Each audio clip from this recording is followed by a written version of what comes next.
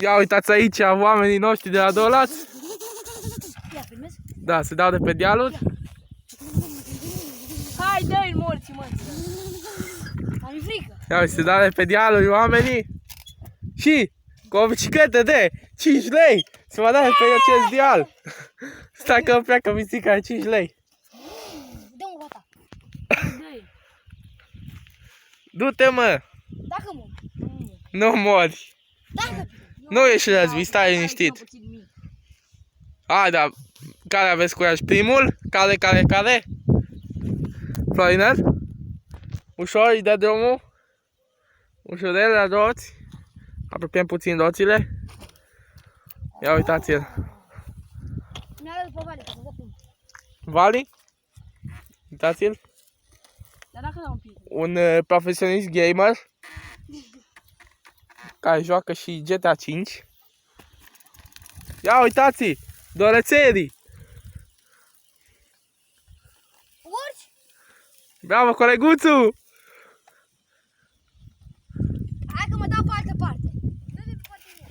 Unde a urcat coleguțu? Ia! Hai că să-ți Uite coleguțu! Alt coleguț încearcă aici un salt cu o bicicletă de 5 lei.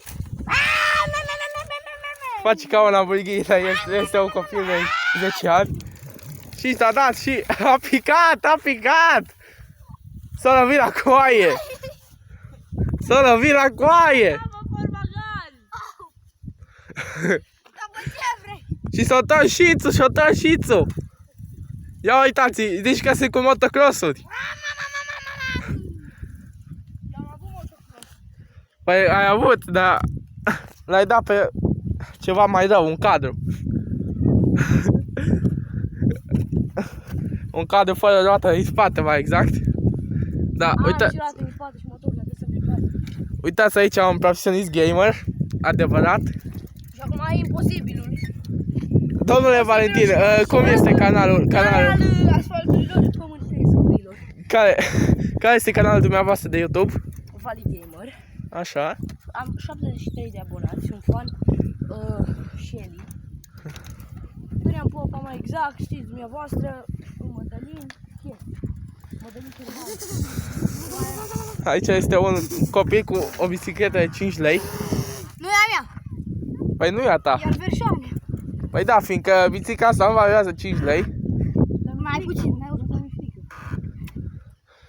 Domnul Valentin, un profesionist gamer cu motocross. Mi-e frică, mă, pot să. Păi văd. Dar cu bicicleta asta mai frică. Dă-te tu cu asta. Așa. Coleguțu, oprim filmarea puțin? Nu. Ok. Măcar Doamne te ajută! Măcar te iubește, cine te iubește. Doamne ajută, coleguțu! Viața de bani înseamnă dacă ai forță și te dai și curaj, înseamnă că te iubești toată viața. Se face pentru gagicuța lui! Mă dau și eu? Ai văzut, bă, bobiță? Dau și eu? Să vină toate curvele la el, uitați-l! Mă dau și eu? Aha! E mai că pentru Alexandra mea Curva? să-i suci ceva.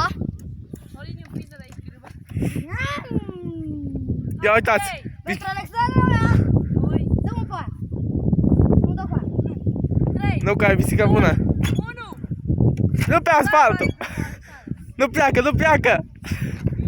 Ha!